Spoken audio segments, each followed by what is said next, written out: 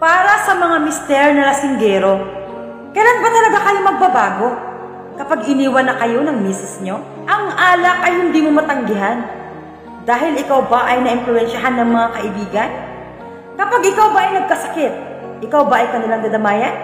Minsan mabuti lang yan sila kapag ikaw ay may pera. Pero kapag ikaw ubos na, iiwanan ka din nila. Hindi ko naman nilalahat ha, pero kadalasan iiwan ka talaga.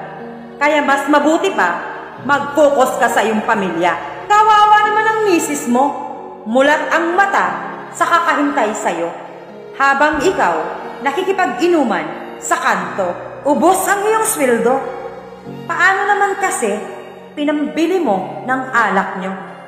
Imbis iyong isustento para bukas may makain kayo, pero inubos nyo sa walang kwentang bisyo.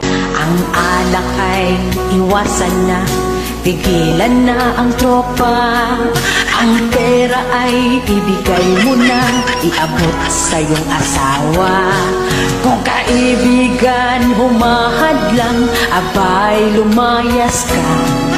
Di ka binata, may pamilya ka, may obligasyon ka na.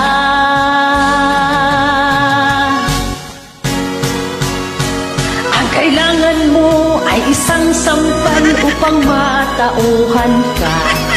Pambiling bigas, pati na gatas, huwag mo nang itagay pa. Ibigay mo na ang iyong pera, huwag mo nang itago pa.